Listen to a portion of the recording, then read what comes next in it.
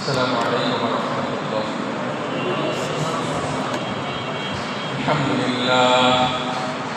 الحمد لله نحمده ونستعينه ونستغفره ونؤمن به ونتوكل عليه ونعوذ بالله من شرور أنفسنا ومن سيئات أعمالنا. من يهده الله فلا مضل له ومن يضلل فلا هادي له. ونشهد أن لا إله إلا الله وحده لا شريك له. ونشهد أن سيدنا وسندنا وحبيبنا وحبيب ربنا وطبيب قلوبنا ومولانا محمدا عبده ورسوله أرسله إلى الخلق بالحق بشيرا ونذيرا وداعيا إلى الله بإذنه وسراجا وقمرا منيرا.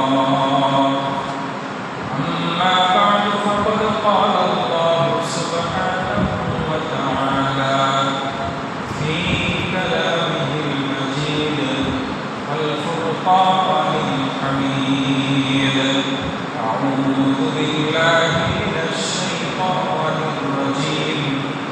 بسم الله الرحمن الرحيم.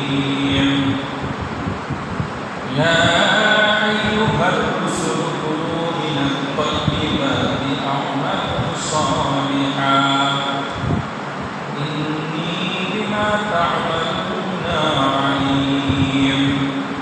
وقال صاحب القرآن صلى الله عليه وسلم: طلب كسب الحلال فريضة بعد الفريضة، أو كما قال النبي صلى الله عليه وسلم: صدق الله مولانا العظيم وصدق رسوله النبي الأمي الكريم، ونحن على ذلك لمن الشاهدين والشاكرين، والحمد لله رب العالمين.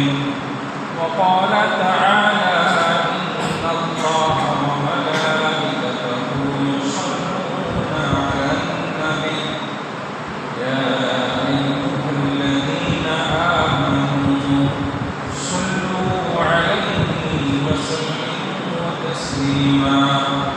اللهم صل على محمد وعلى آل محمد كما صليت على إبراهيم وعلى آل إبراهيم إنك حميد مجيد.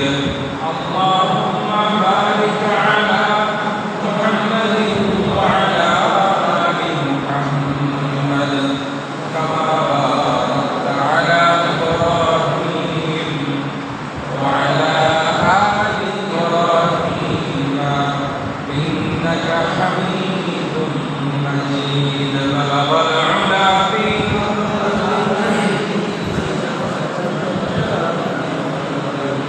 حسنت جميع خصاله.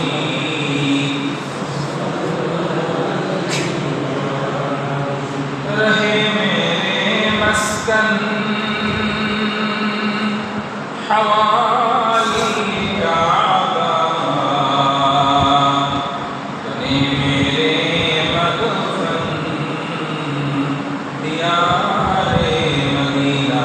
بلغ العلا بکمالہ کشف الدجى بجمالہ حسنت جميع خصاله. صلوا عليه وآله. ہم تمہارے باکرم ہیں، کوئی سائل بھی نہیں. راہ دکھلائے پسے رہ منزل. بلغ العلا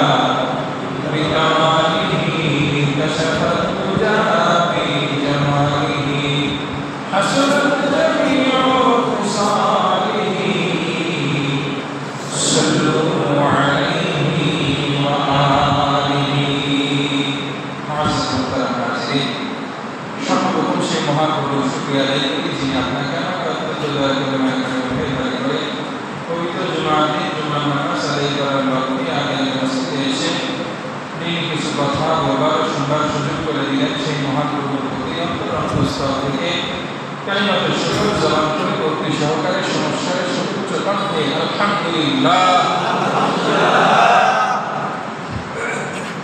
গত দুই দিন যাবৎ আলোচনা চলতেছিল সূরাতুল আসরের সংক্ষিপ্ত তাফসীর সম্পর্কে।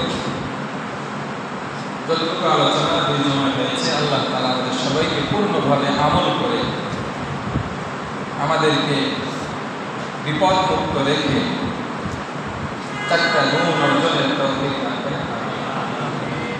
একটা গুণ ছিল ঈমান, আরেকটা হলো নেক আমল, আরেকটা হলো সৎ কাজের আদেশ, আরেকটা হলো সবরের আদেশ। সবরের উত্তম সবর হলো গুনাহ থেকে নিজেকে মুক্ত রাখা। এর দ্বারা বোঝা গেল নাহি আনিল মুনকার, আমর বিল মারুফ, ঈমান এবং নেক আমল, এই চারটা। আল্লাহ তাআলা এই চার গুণে গুণান্বিত হওয়ার তৌফিক আমাদেরকে দান করেন। আমিন। আজকে আমাদের সামনে সূরাতুল মুমিনুন থেকে 51 নম্বর আয়াত কারিমা তেলাওয়াত করেছি এবং বিশ্বনবী সাল্লাল্লাহু আলাইহি ওয়াসাল্লামের অসংখ্য অগণিত আহাদিস মুবারাকা থেকে ছোট্ট একটা হাদিস পাঠ করেছি। ইহার আলোকে দুই চারটে কথা আলোচনা করা হবে। আগে আমরা কোরআনের আয়াতের দিকে খেয়াল করি। আয়াতে আল্লাহ তাআলা কি বলতেছে? এই আয়াতের ভিতরে আল্লাহ তাআলা বিশেষ এক দলকে লক্ষ্য করে বলতেছে। কেমন বিশেষ? সাধারণ থেকে পরিচয় আসলে আমরা বুঝবো যে বিশেষ কেমন বিশেষ। আল্লাহ তাআলা কোরআনুল কারীমের ভিতরে সাধারণত ডাক দিয়েছেন দুই প্রকার, আর এই বিশেষ ডাক দিয়েছেন হঠাৎ করে। সাধারণ ডাক একটা হলো ইয়া আইয়ুহান নাস, এর ভিতরে সবাই শামিল। এর ভিতরে সবাই শামিল, মানুষ হিসেবে আমরা যাদেরকে চিনি তারা এর ভিতরে শামিল। আর একটা ডাক হলো ইয়া আইয়ুহাল্লাযীনা আমানু, হে ঈমানদার। এই ঈমানদার, এই মানে তাদের ভিতরে নামমাত্র মুমিনও শামিল, গুনাহগার মুমিনও শামিল, সবাই শামিল। আর একটা ডাক আল্লাহ তাআলা কোরআনুল কারীমের ভিতরে সম্বোধন করেছেন, ডাক দিয়েছেন, সেটা হলো ইয়া আইয়ুহার রাসূল। রাসূলুন এক বচন, রাসূলুন বহু বচন। হে নবীরা, হে রাসূলরা, হে রাসূলরা। রাসূলদেরকে লক্ষ্য করে আল্লাহ তাআলা বলতেছেন, ডাক দিয়ে কি বলতেছেন? মানুষ ডাকে যে কোনো একটা কারণে, এই অমুক, এই তমুক, মানে কিছু বলার জন্য তো ডাক। আল্লাহ ডাক দিয়ে বলতেছে ইয়া আইয়ুহার রাসূল কুলু মিনাত তাইয়্যিবাত, হালাল খানা খাও, কি খানা খাও? হালাল। ওয়া'মালু সালিহাত, হালাল খানা খাওয়ার পরে যে শক্তি শরীরে সঞ্চারিত হবে এটার দ্বারা বেশি বেশি নেক আমল করো। বিমা তা'মালুনা আলীম, আরেকটা বিষয় ভালো করে খেয়াল রাখো, তোমরা যা কিছু করবে সব বিষয়ে আমি আল্লাহ তাআলা অবগত আছি। তাহলে নবীদেরকে আদেশ দিলেন তোমরা কি খাও? হালাল খানা খাও। হালাল খানা খাওয়া এটা হলো নবীদের জন্য আল্লাহ তাআলা বলেছেন। এজন্য হালাল খানা বিশেষ লোকদের জন্য খেতে হবে, আমাদেরকেও খেতে হবে।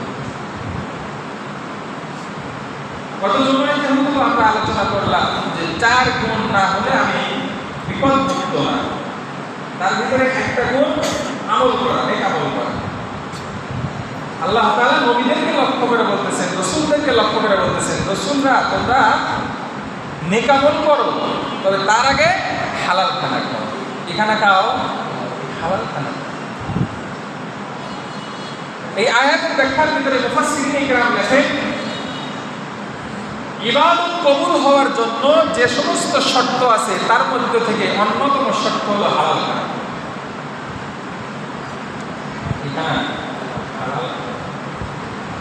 খানা যদি হালাল না হয়, পানাহার যদি হালাল না হয়, ইবাদত যতই হোক, এই ইবাদত আর যাই হোক, কবুলিয়তের দরজা হবে,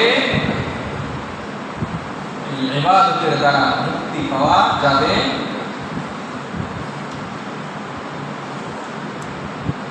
হালাল খানার ব্যাপারে নবীরা অনেক বেশি সতর্ক ছিলেন।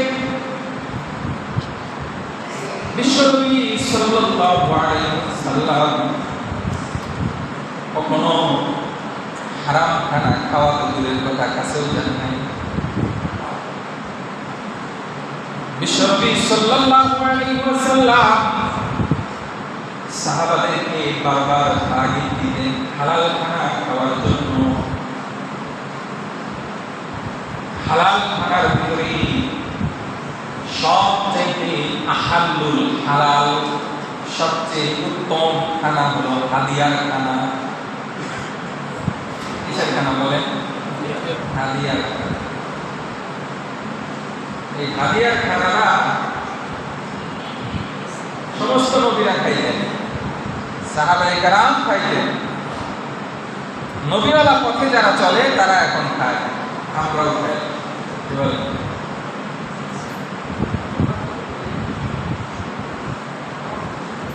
আল্লাহু আকবার। এমনও লোক আমরা দেখেছি যাদের ইনকাম সোর্স 0% নিজস্ব, অথচ তারা অনেক সচ্ছলভাবে চলতেন। সচক্ষে দেখেছেন আল্লাহওয়ালা দেখে। যে যত উঁচা দরজার আল্লাহওয়ালা হবে, আল্লাহ তাআলা তার রিজিকটা সহজ করে দেবেন। সবচেয়ে হালাল খানাটা আল্লাহ তার জন্য ব্যবস্থা করবেন, হাদিয়ার খানা। বর্তমান সময়ে ওলামায়ে কেরামের খানা হাদিয়ার খানা বেশিরভাগ ক্ষেত্রে। হাদিয়ার খানা হলো সর্বোত্তম খানা। এই জন্য আমরা একে অপরকে হাদিয়া দেবো, ঠিক আছে না? ইনশাআল্লাহ একজন আরেকজনকে হাদিয়া দেবো। হাদিয়া দেওয়াও যেন সুন্নাত, গ্রহণ করাও সুন্নাত। গ্রহণ করা কি সুন্নাত? এমন কিছু লোক আছে যারা হাদিয়া গ্রহণ করতে মানে দাওয়াত গ্রহণ করে কি করে না? দাওয়াত আপনি দাওয়াত দিলে মনে করেন দাওয়াত খাই না, এটা বলা ঠিক না। সমস্যার কারণে আমি না খাইতে পারি, ডাক্তারের নিষেধাজ্ঞার কারণে অথবা নিজের রুচির কারণে, কিন্তু দাওয়াত কবুল করা সুন্নাত। দাওয়াত কবুল করা কি সুন্নাত, হাদিয়া কবুল করা সুন্নাত।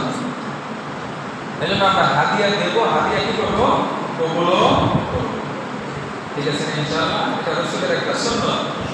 অথচ এই সুন্নাত থেকে আমরা মুখ ফিরিয়ে নেওয়ার কারণে আমরা অনেক হারামের ভিতরে লিপ্ত হয়ে যাচ্ছি। অথচ সুন্নাতের আমল বসকে হাদিয়া দেয় কেন?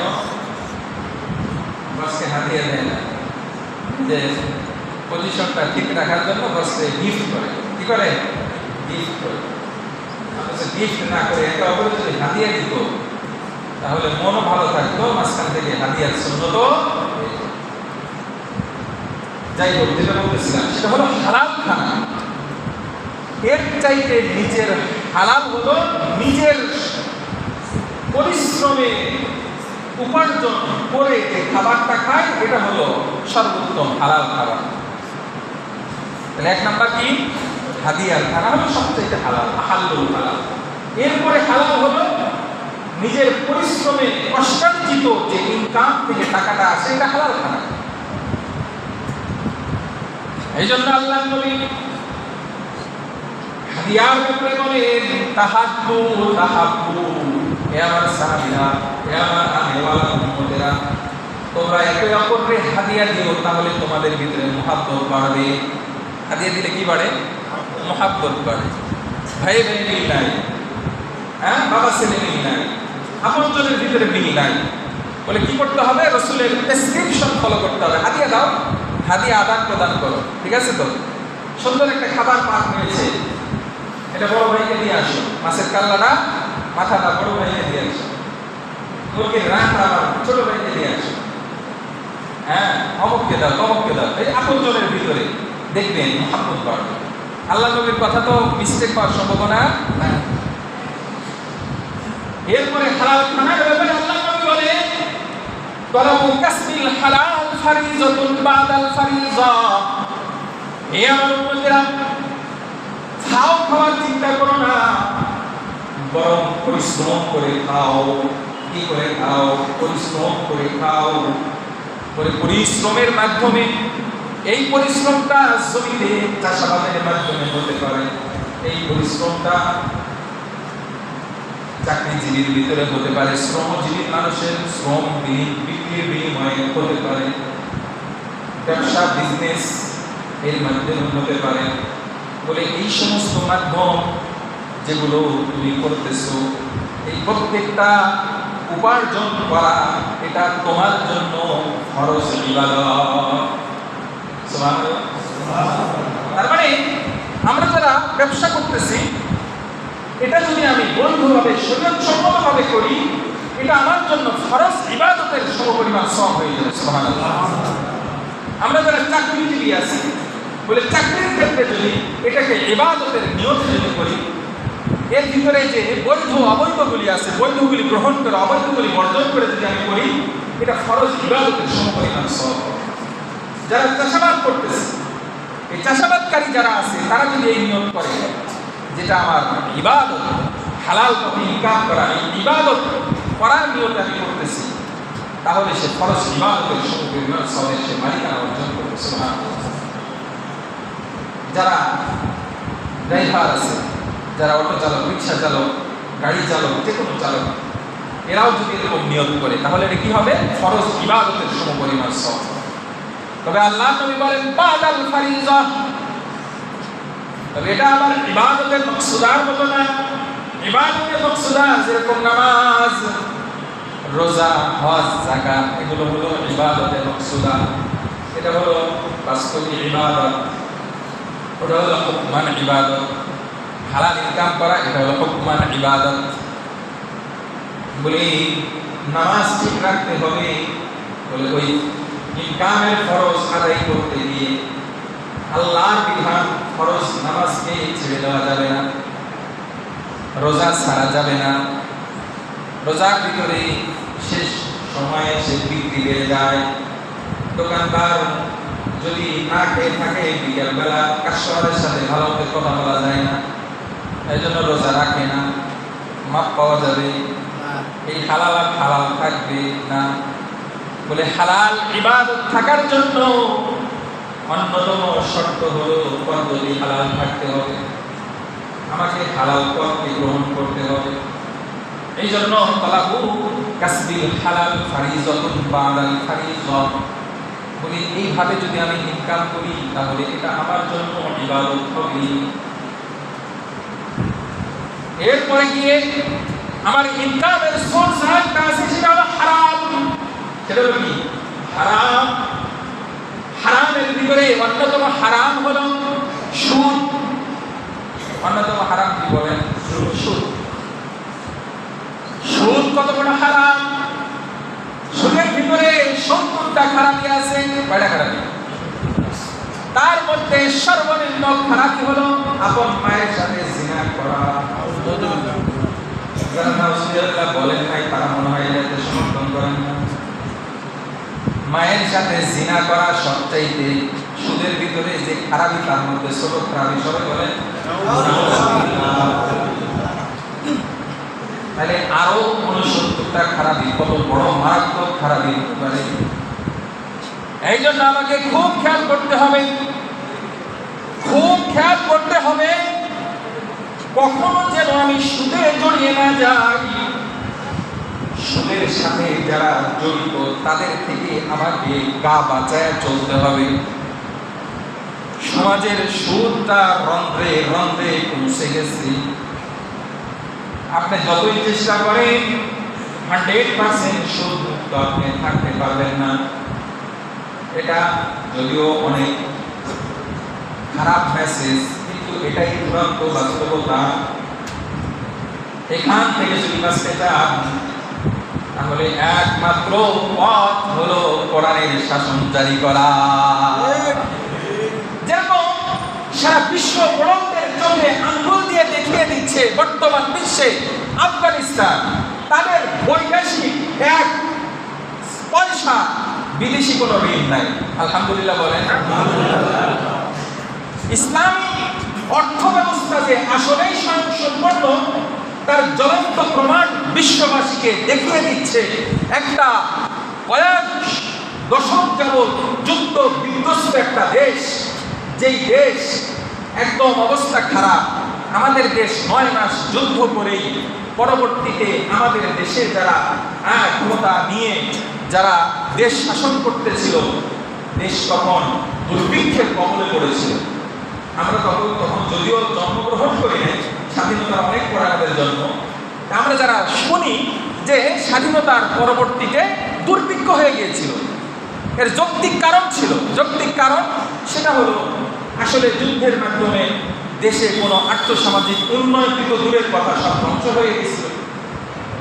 একটা দেশ 9 মাস যুদ্ধ করে যদি দুর্ভিক্ষের কবলে পড়ে, পক্ষান্তরে আরেকটা দেশ তারা দশকের পর দশক, কয়েক দশক যুদ্ধ করে এবং সারা বিশ্বের সুপার পাওয়ারদের সাথে যুদ্ধ করেছে। প্রথমে করেছে রাশিয়ার সাথে, তারপরে আমেরিকার সাথে, যৌথ বাহিনীর সাথে। এত যুদ্ধ বিধ্বস্ত দেশ হওয়া সত্ত্বেও কোরআনের শাসন তারা সমাজে প্রতিষ্ঠা করার কারণে, সুদ মুক্ত সমাজ ব্যবস্থা প্রতিষ্ঠা করার কারণে তারা পুরো বিশ্ববাসীকে দেখিয়ে দিয়েছে যে আমরা তোমাদের কাছে ধর্ণা দেওয়ার মতো না, আমরা যারা কোরআন নিয়ে চলি আমরা নিজেরাই স্বয়ংসম্পূর্ণ। আল্লাহু আকবার। এটাই আমাদের সামনে চূড়ান্ত একটা সফলতার প্রতিচ্ছবি। আমরা মুসলমান যদি আসলেই কোরআনের দিকে ফিরে আসি, আমরা হব বিশ্বের উন্নত রাষ্ট্র। বিশ্বের উন্নত টেকনোলজি আমাদের কাছে এসে ধর্ণা দিতে বাধ্য হবে। ইন্ডিয়া আমাদেরকে এত অপছন্দ করে, এত আমাদেরকে ধরে ধরে কোথায় মারে, বর্ডারে আমাদেরকে মারে, তাই না? মুসলমানকে কি ভালোবাসে? না। কিন্তু আফগানিস্তানের সাথে ঠিকই সম্পর্ক রাখে। কেন রাখে? বলে ওদের থেকে টেকনোলজি নিতে হবে, ওদের থেকে কিছু আমাদের সুযোগ সুবিধা গ্রহণ করতে হবে। এই মোল্লারা শর্ত দিয়েছিল যে আমাদেরকে তোমাদের দেশে যদি দাওয়াত দাও, কোনো নারী সাংবাদিক থাকতে পারবে না। বলে ঠিক আছে, ওয়েলকাম, সমস্যা নেই। তাদের শর্ত সবগুলি মেনে এসে তারা কি করেছে? দ্বিপাক্ষিক বৈঠক করেছে। তার মানে বোঝা গেল আমরা যদি কোরআন মানি তাহলে আমরা দুনিয়ার ভিতরে দামি হয়ে যাবো ইনশাআল্লাহ। আল্লাহ তাই আফসোস করে বলেন, ও মুআজ্জাজ তে হামিলে কোরআন হোকার, हम जलीलो खार होए तारिके कुरान होकर, हम जलीलो खार होए तारिके कुरान होकर। সাহাবায়ে কেরাম দামি হয়েছিল, সাহাবায়ে কেরাম অর্ধজাহান শাসন করেছিল, কোরআনটাকে নিজেদের বুকে ধারণ করেছিল, তারা বাস্তব জীবনে প্রয়োগ করেছিল, তাই তারা দামি হয়েছিল। সুবহানাল্লাহ। আর আজ আমরা অপমানিত, অপদস্থ। আজ আমরা সমাজের কাছে, বিশ্বের কাছে অপমানিত, অপদস্থ। আজ আমরা বিশ্বের কাছে, বিশ্ব মোড়লদের কাছে ধর্ণা দিতে হয়, তাদের পদচুম্বন করে আমাদের ক্ষমতায় থাকতে হয়। এর অন্যতম কারণ আজ আমরা কোরআন থেকে অনেক দূরে চলে গেছি। এই জন্য আমাদেরকে ফিকির করতে হবে, কোরআনকে দূরে ফেলে দিতে চলবে না, বরং কোরআনকে বুকে ধারণ করতে হবে। রাজি আছি ইনশাআল্লাহ? এই জন্য সুদ মুক্ত জীবন, ব্যক্তি জীবন তো আমি পালন করতে পারি। কি বলেন? কিছু সুদ আছে যেটা আপনি বাধ্য হবেন, যেখানে লেনদেন করা ছাড়া আপনার উপায় নাই। আপনি যদি হজে যেতে চান, আপনার চেক বই জমা দিতে হবে সুদী ব্যাংকে গিয়ে, সোনালী ব্যাংক ছাড়া আপনার হবে না। কি বলেন? রাষ্ট্রীয় যত লেনদেন কোথায় হয়? সোনালী ব্যাংকে হয়। আপনি বাধ্য, আপনি মজবুর, আপনাকে করতে হচ্ছে। কিন্তু আপনি ব্যক্তি লাইফে, পার্সোনাল লাইফে আপনার টাকাটাকে বাসায় যদি রাখেন তাহলে চুরি হয়ে যেতে পারে, ডাকাতি হতে পারে। আপনার টাকাটা একটা ব্যাংকে রাখতে হবে। কি বলেন? রাখতে হবে না? বলে এবার খেয়াল করতে হবে, আমি কোথায় রাখবো, আমি কোথায় রাখবো বলে আমাকে রাখতে হবে যে কোনো একটা ইসলামী ব্যাংকে। একসময় তো শুধু বাংলাদেশ ইসলামী ব্যাংক ছিল, এখন তো আরো অনেকগুলি ইসলামী ব্যাংক হয়েছে। আল আরাফাই ইসলামী ব্যাংক, শাহজালাল ইসলামী ব্যাংক, তারপরে এক্সিম ব্যাংক, এরকম আরো বেশ কয়েকটা ইসলামী, সোশ্যাল ইসলামী ব্যাংক আছে। এখন বলতে পারেন হুজুর ওগুলোর ভিতরে তো কিছু সুদের নিঃশ্বাস তো আছে। হ্যাঁ, এটা আমরাও স্বীকার করি, থাকবেই তো, কারণ এটাও তো ওই সুদী অর্থ ব্যবস্থার অধীনেই পরিচালিত, যেরকম বাংলাদেশ ব্যাংকের অধীনেই তারা পরিচালিত। কিন্তু এরা তো সরাসরি সুদের ভিত্তিক চলে না। কি বলেন? ওই যে যতটুকু না করলেই না, যেরকম আমরাও যদি হজ করতেও যাই উমরা করতেও যাই, এটা ইবাদতের জন্য যাচ্ছি, তারপরে সুদী ব্যাংকে টাকা দিতে হচ্ছে, তাই কি আমি হজে যাব না, উমরায় যাব না? যেতে তো হবে, ফরজিয়ত আদায় করতে হবে না? যে আপনাকে তো টাকা নিরাপদে এক জায়গায় রাখতেই হবে। সেখানে কম সুদ যেখানে আছে অথবা সুদী লেনদেন মুক্ত যেখানে আছে সেখানে আপনাকে আপনার অর্থটা রাখতে হবে। ঠিক আছে ইনশাআল্লাহ? বলে ডিপোজিট করতে হবে, বলে ডিপোজিট করলে আপনি বৈধ ইসলামী ব্যাংকগুলোতে করতে পারেন। ঠিক আছে তো ইনশাআল্লাহ? এই জন্য আমরা খুব খেয়াল করবো, সুদমুক্ত জীবন করবো, সুদমুক্ত বলে বাড়ি বানাতে হবে। এবার সুদ না নিলে হবে না। এখানেও আপনার অপশন দুইটা, একটা হলো সুদী ব্যাংকের সাথে লেনদেন অথবা যে কোনো ইসলামী ব্যাংকের সাথে লেনদেন হতে পারে। হয়তো ইসলামী ব্যাংকের সাথে যদি আমরা যাই তাহলে ওখানে একটু লভ্যাংশ বেশি দেওয়া লাগতে পারে। এখানেও একটা বৈধ অবৈধ পন্থা আছে। বিভিন্ন সময় ইসলামী ব্যাংক আমাদেরকে ইনভাইট করে, অনেক সময় আলোচনার সুযোগ দেয়। কিছুদিন আগে আমাদের এই বলিভদ্র যে ইসলামী ব্যাংকের শাখা আছে ওখানে আমাদের উল্লেখযোগ্য ওলামায়ে কেরামকে দাওয়াত করেছে। ওখানে কিছু কিছু লোককে কথা বলার জন্য সুযোগ দিল। আমি ওখানে সুন্দরভাবে আমার যতটুকু সামর্থ্য ছিল আমি ওনাদেরকে বললাম যে দেখেন, আপনারা তো ইসলামের নামে ব্যাংক করতেছে, ব্যাংকিং, এখানে আমাদের যে টাকাগুলি লাগানো হয়, এখানে কি বৈধ পূর্ণ শরীয়ত কর্তৃক যে বৈধ হওয়ার পন্থাগুলি আছে সবগুলি কি ফলো করা হয়? উনি আমাকে উত্তর দিয়েছেন মাশাআল্লাহ আমাদেরকে, কিন্তু কিছু জায়গায় ফাঁক ফোকর ওখানেও কিছুটা আছে, যেটা যৌক্তিক ফাঁক ফোকর। সেটা হলো বলতেছে একজন খুচরা ব্যবসায়ীকেও আমরা ওখানে বিনিয়োগ করি এবং আমরা বড় ব্যবসায়ী যারা আছে তাদের পিছনেও বিনিয়োগ করি। ক্ষুদ্র ব্যবসায়ী যাকে দিলামি মাত্র 50,000 টাকা, সে চকবাজার গিয়ে মাল কিনবে। কোথায় গিয়ে? চকবাজার গিয়ে মাল কিনবে। মালগুলি যখন কিনে নিয়ে আসতে যাবে, শরীয়ত কর্তৃক বৈধ হওয়ার জন্য সরাসরি একটা স্রোত হলো ব্যাংক কর্তৃক একটা লোক ওখানে যাবে। কোথায় যাবে? পণ্য খরিদ করতে যাবে। পণ্যটা খরিদ করে নিয়ে এসে তারপরে ওখানে ওই ক্রেতার কাছে, ওই দোকানদারের কাছে বিক্রি করবে। যেই পার্সেন্টই সে লাভ নেক না কেন, এখানে পার্সেন্ট থেকে নেওয়া কিন্তু কি আছে, বৈধতা আছে। সেটা হলো আমি একটা পণ্য, সাপোজ এই মোবাইলটা আমি কিনেছি 15,000 টাকা দিয়ে। কত দিয়ে? 15,000 টাকা দিয়ে। আপনি এই মোবাইলটা আমার থেকে কিনবেন, তবে টাকা দিবেন আপনি 1 বছর পরে অথবা 1 বছর ভরে দিবেন। আমি আপনাকে ওই টাইমেই আমি 15,000 কিনে আপনাকে বললাম এই যে তোমার কাছে বিক্রি করলাম 20,000 টাকা। কত টাকা? আচ্ছা বলেন, আমি 15,000 কিনে যদি 20,000 বিক্রি করি, এটা আমার জন্য জায়েজ আছে না নাই? আমার কথা মনে বুঝেন না? ব্যবসা জায়েজ না? অবশ্যই জায়েজ। কেন জায়েজ হবে না? আমি 15,000 কিনছি, আমি 5,000 লাভ করব। এখন আমি বিক্রি করলাম, বিক্রি করার পরে আমার ক্রেতাকে আমি সুযোগ দিলাম তুমি 1 বছর ধরে টাকা দাও। এই পন্থা যদি অবলম্বন করা হয় 100% বৈধ।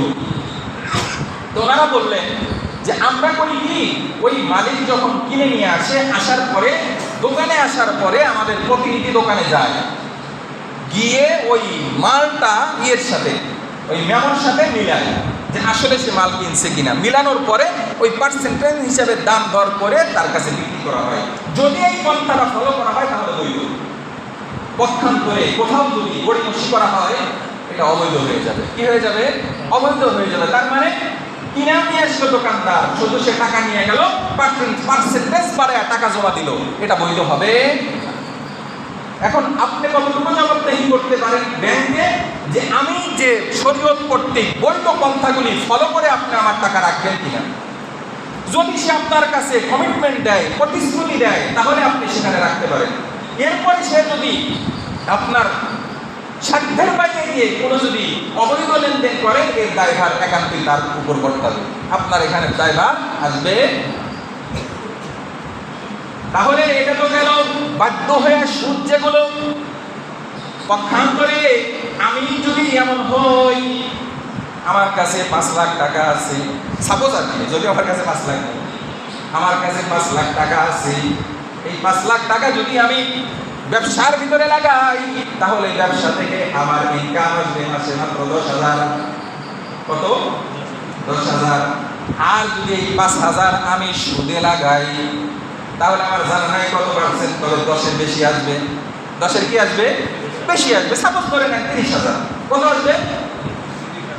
বলে এই 30,000 যদি আমি লাভ গ্রহণ করি, দেখতে আমার যদিও এটা অনেক বেশি মনে হয়, কিন্তু বাস্তবতা হলো এই 30,000 আমার থাকবে না বরকতহীন টাকা।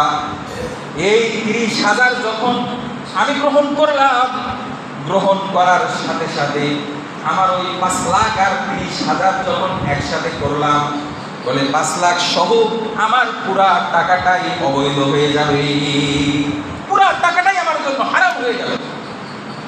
এই জন্য ভাই আমার খুব খেয়াল করা চাই, বর্তমান সুদ মুক্ত থাকতে পারা এটা একজন মুমিনের জন্য অনেক বড় চ্যালেঞ্জ। আপনি বিজনেস করতে যাবেন, ব্যবসা করতে যাবেন, ক্ষুদ্র ব্যবসায়ী থেকে বড় ব্যবসায়ী পর্যন্ত সবার কাছে ব্যাংক এসে অফার করবে, আপনি এত টাকা নেন, এত পার্সেন্ট দিয়ে দিন, পরে দিয়ে কত সুযোগ সুবিধা। সুদ কখনো মুক্তি দিতে পারে না, সুদ মানুষকে ধ্বংস করে। বাহ্যিক যদিও দেখা যায় যে অনেক টাকা হয়ে যাচ্ছে, বাস্তবতা এটাই সুদ যুক্ত ফ্যামিলিতে কোনোদিন শান্তি থাকতে পারে না। সুদের টাকা দিয়ে যেই বডিতে আহার দেওয়া হয় সেই বডিতে কখনো শান্তি থাকতে পারে না। সুদ দিয়ে যেই ফ্যামিলি পরিচালনা করা হয় এই ফ্যামিলিতে কখনো শান্তি থাকতে পারে না। সুদ দিয়ে যে সমাজ ব্যবস্থা চলে সেই সমাজ ব্যবস্থা সুন্দর থাকতে পারে না। সুদ ব্যবস্থা দিয়ে যেই দেশ চলে সেই দেশও শান্তিতে চলতে তার জ্বলন্ত প্রমাণ আমরা নিজেরাই। আমাদের দেশে শান্তি আছে নাই, তার অন্যতম কারণ সুদী ব্যবসা আমাদের রাষ্ট্রীয়ভাবে প্রতিষ্ঠিত। সমাজে শান্তি নাই, সমাজেও সুদী ব্যবস্থা প্রতিষ্ঠিত, ফ্যামিলির ভিতরেও সুদী ব্যবস্থা প্রতিষ্ঠিত, যার কারণে ফ্যামিলিতেও শান্তি নাই। আমরা যদি শান্তি চাই, আমাদের অর্থনৈতিক ইনকাম যেগুলো আছে এগুলোকে সুদ মুক্ত করতে হবে। রাজি আছেন না ইনশাআল্লাহ? হালাল খানা খেতে হবে। রাজি আছেন না ইনশাআল্লাহ? এই জন্য সুদ আমরা খাবো না। সুদ আমরা কি করবো না? খাবো। বলে সুদ আমরা দেবও না, সুদ আমরা কি করবো না? দেবও না। বলে আমার ব্যবসা এখন চলতেছে, দিনে 5,000 বিক্রি হয়, আমি যদি সুদে টাকা নিয়ে এসে যদি মাল বেশি করে তুলি তাহলে আমার মাসে ইনকাম হবে, এখন হয় মাসে 30,000, বলে তাহলে আমার মাসে ইনকাম হবে 50,000, সুদ দিতে হবে 5,000, তাহলে গেল কয় হাজার? 45,000, মানে আরো 25,000 আমার লাভ থাকতেছে। এই হিসাব আমি খুব সহজে বুঝলাম। অথচ এই সুদ দেওয়ার কারণে আমার যে ক্ষতিটা আমার ঈমানের উপর হয়ে গেল, আমার ঈমানটা যে নষ্ট হয়ে গেল, আমার ঈমানের পরিস্থিতি কি হলো? বলে সুদের খারাপি, সর্বনিম্ন খারাপি হলো আমার আপন মায়ের সাথে জিনা করার মতো খারাপি। বলে সেটাকে আমি মেনে নিয়ে সুদ দিলাম, আমি কেমন মুসলমান হইলাম ভাই?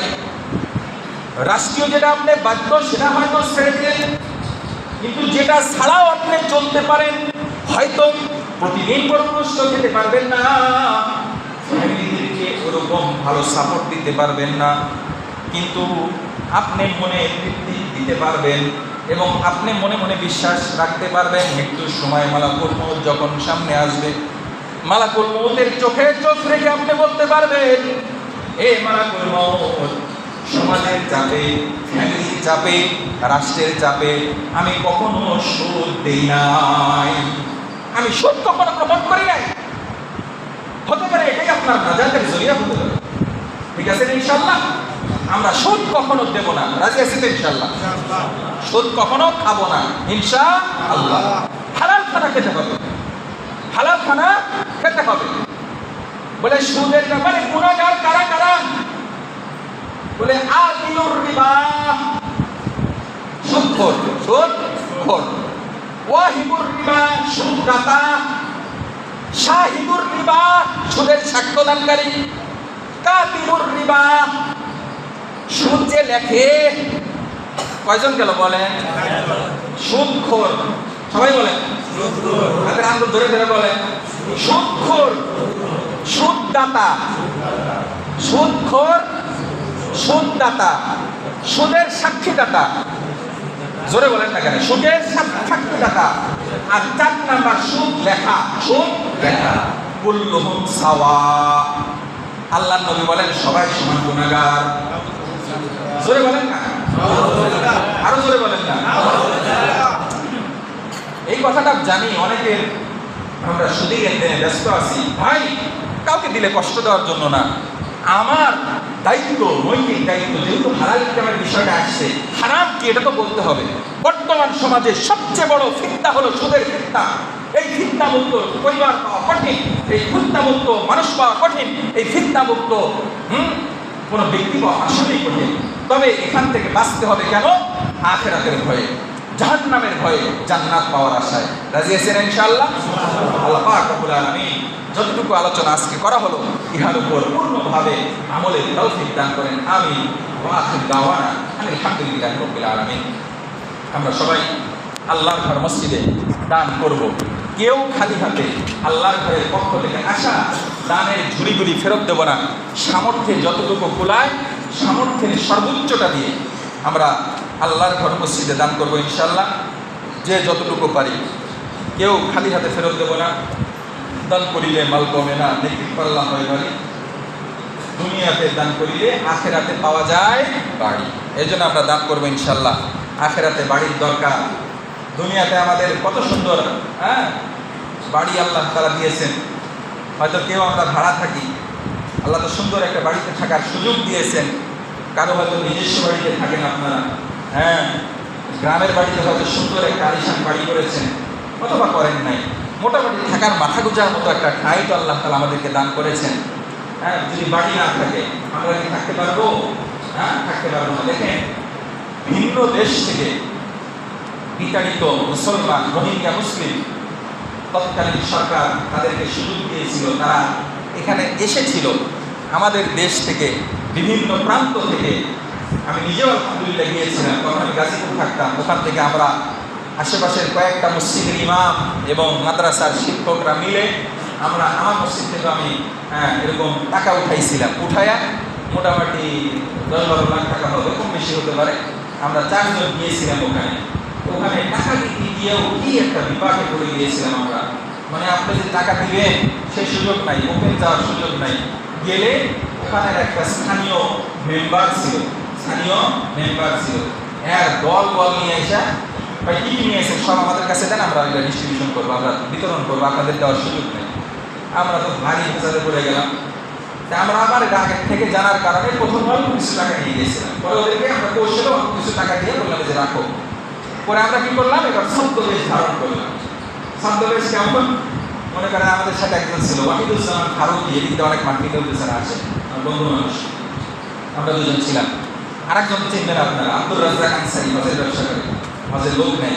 আনসারী ভাইও ছিল আমাদের সাথে, আব্দুর রাজ্জাক আনসারী ভাই। আমরা কি করলাম, গেঞ্জি এবং লুঙ্গি পরে, কথা বলছেন নাই, দেখা মোটেও বোঝার উপায় নেই যে এরা হুজুর মানুষ। কথা বলছেন, একজনের মসজিদের ইমাম সাহেব, বোঝার উপায় নেই। বিশেষ করে আমাদের সবচেয়ে বেশি ছদ্মবেশ ছিল ফারুকী ভাই। উনি লুঙ্গি এবং গেঞ্জি পরে মাথায় গামছাটা এমন ভাবেই করছে, মানে কেবল বাড়ি খাতে থেকে উঠে আসলো। এরকম অবস্থায় গিয়ে আমরা প্রত্যেকের ঘরে ঘরে গিয়ে টাকা পৌঁছে দিয়েছিলাম আলহামদুলিল্লাহ। হ্যাঁ, এরকম অর্থ আমরা দিয়ে এসেছিলাম আলহামদুলিল্লাহ। ওখানে গিয়ে দেখছিলাম আল্লাহ, একজন মুরব্বী যার সাথে আমার সরাসরি কথা হয়েছিল, ওনার কারগুজারি আমরা শুনতেছিলাম। ওনার বিয়েতে বাড়ি ছিল 4 তলা বাড়ি। কয়তলা বাড়ি? 4 তলা বাড়ি। উনি ভাড়া উঠে খাইতেন এবং অনেক বিঘা জমি ছিল। ভাই হুজুর, আমার আলিশান বাড়ি ছিল, ওখানে চলার অবস্থা ছিল আলিশান। ভাই বিশ্বাস করেন, আজ আমার ফ্যামিলিকে 2 বেলা খাবার তো দূরের কথা, 3 দিন পর আমরা খাবার পাই। বুঝছেন? এজন্য আমি আর আপনি হয়তো এখন খুব ভালো পজিশনে আছি, যে কোনো মুহূর্তে এই পজিশন নাও থাকতে পারে। কি বলেন? হতে পারে না, চেঞ্জ হতে পারে না, যে কোনো মুহূর্তে হতে পারে। জন্য আমাদেরকে খুব খেয়াল করা, আমরা হালালকে গ্রহণ করবো ইনশাআল্লাহ। ঠিক আছে না ইনশাআল্লাহ? হ্যাঁ, যেটা বলতেছিলাম সেটা হলো, দুনিয়াতে যেরকম বাড়ির দরকার, বাড়ি ছাড়া চলে না, আখিরাতেও বাড়ির দরকার। সেটা কি হবে বলে, দান করলে আখিরাতে বাড়ি হবে। ঠিক আছে ইনশাআল্লাহ? আমরা বেশি বেশি দান করবো ইনশাআল্লাহ। আর যে কথা বলতেছিলাম, আসলে কিছু বিষয় এমন আছে, কিছু বিষয় না, সব বিষয়ই আপনি যদি আলোচনা করেন আলোচনা মাসের পর মাস হবে, সপ্তাহ পর সপ্তাহ হবে, তাও এই আলোচনা বিষয় শেষ হবে না। কিন্তু মানার জন্য ছোট্ট একটা হাদিসই যথেষ্ট, ছোট্ট একটা কোরআনের আয়াতই যথেষ্ট, ছোট্ট একটা সূরাই যথেষ্ট। ছোট্ট একটা সূরাই কি যথেষ্ট? আপনি যদি নিজেকে চেঞ্জ করতে চান, যদি নিজেকে পরিবর্তন করতে চান, আপনি ইসলামের ছোট্ট একটা বিধানকে প্রথমে মনে প্রাণে যদি মেনে নেন, মনে প্রাণে মেনে নিয়ে যদি আপনি চলা শুরু করেন, তাহলে অটোমেটিকলি আপনি পদে পদে দেখবেন যে একা একা ইসলামটাকে শিখতে পারতেছেন। আল্লাহ তাআলা রাহবারি করবেন নিষ্পত্তিভাবে। এই জন্য আমাদের আখিরাতের ফিকির দিলের ভিতরে ঢুকাইতে হবে। এই যে দেখেন আজ আমরা দুনিয়াতে আছি, তাই না? যে হালতেই আছি না কেন, আমরা কিন্তু সবাই আছি দুনিয়াতে। কিন্তু এক সময় দেখবো কি, এই যে আমরা এখন চলে কি 2026 সাল, আচ্ছা 2126 সালে কে বাঁচার আশা করি আমরা? হাত তোলেন তো, তোলেন না হাত। মানে 2126 সালে আমি জীবিত থাকবো এই আশা কার কার আছে? আছে কারো? বর্তমান দেশের যে গড় আয়ুর অবস্থা, 2126 সালে আমরা থাকবো? মোট কথা এই শতাব্দী শেষ করতে পারবো তাই তো কি নাই? আশা নাই, বরং তার অনেক আগেই আমরা দুনিয়া থেকে বিদায় নিয়ে বদলে যাব। আচ্ছা দুনিয়া আমরা দুনিয়াতে ভূমিষ্ঠ হওয়ার আগে দুনিয়া চলমান ছিল না? কি বলেন? ওই যে দুর্ভিক্ষের কথা আমরা তো মুরব্বীদের মুখে শুনছি, তখন তো দুনিয়া চলমান ছিল। আমরা যখন দুনিয়া থাকবে না, দুনিয়া তখন থেকে থাকবে, থেমে যাবে না, দুনিয়া তখনও চলমান থাকবে। এখন আমি আর আপনি দুনিয়া থেকে কি নিয়ে গেলাম, এটা আমাকে ফিকির করা যায়।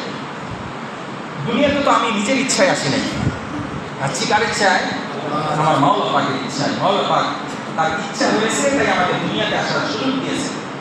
দুনিয়া থেকে আমি চলে যাব কার ইচ্ছায়? আল্লাহর ইচ্ছায় আমি আপনি চলে যাব।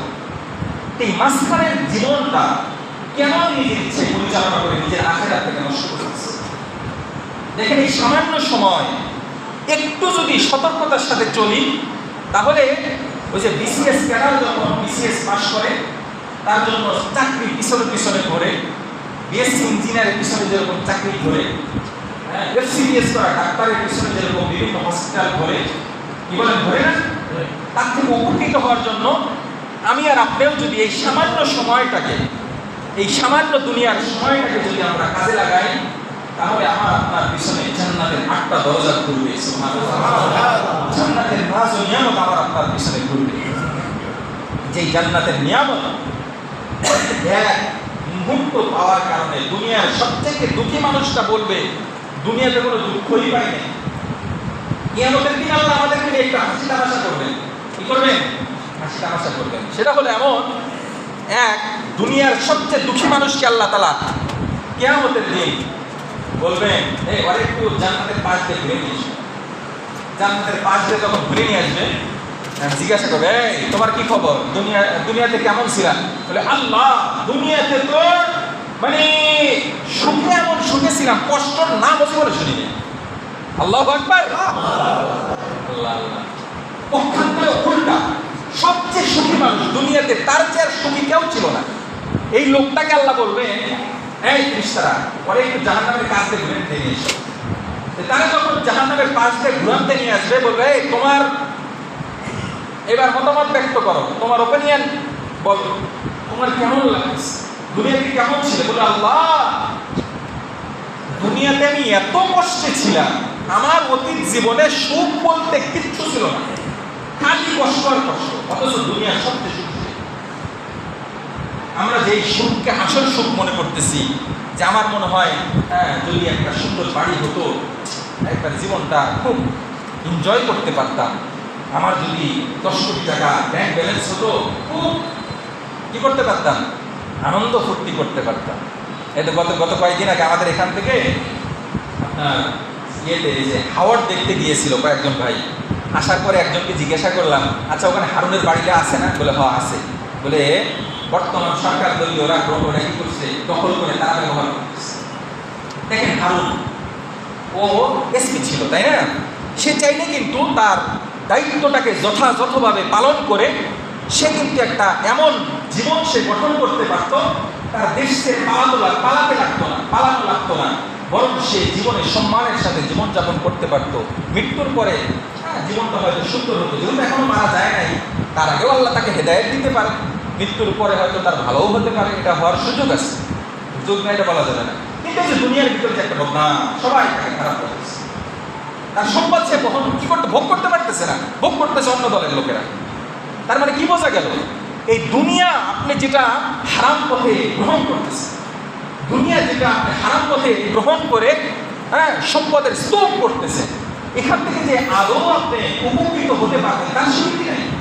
যে কোনো মুহূর্তে হাতছাড়া হয়ে অন্যরা এখান থেকে উপকৃত হবে, মাঝখান থেকে এর মাধ্যমে অর্জিত গুনাহ, এই গুনার ভাগী কেউ হবে না, বরং আপনাকে অস্বীকার করে ফেলবে। এরকম হয় না যে সন্তান অপরাধ করছে, বাবা কাছে আমার ছেলেই না, দুনিয়াতে এরকম ঘটনা ঘটে, কি বলেন ঘটছে না? ওই যে ছাগলের কাণ্ড একটা হয়েছিল, যে এক সরকারি কর্মকর্তার আপন ছেলে, সে ছাগল কিনতে যায় ধরা পড়ছিল, বলছে না ও আমার ছেলেই না, কি বলছে চাকরি বাসাইতে কি বলছিল, ঘটনা আছে না? হ্যাঁ, এটা তো একবার ভাইরাল হয়ে গেছিল ঘটনা। তার মানে কি দুনিয়াতে অস্বীকার করবে, কার জন্য আপনি আখেরাত নষ্ট করতেছেন? আসুন ব্রেনটাকে কাজে লাগান, হালাল ইনকাম করেন, হালাল পথে খরচ করেন, দুনিয়াও শান্তি, আখেরাতেও মুক্তি ইনশাআল্লাহ।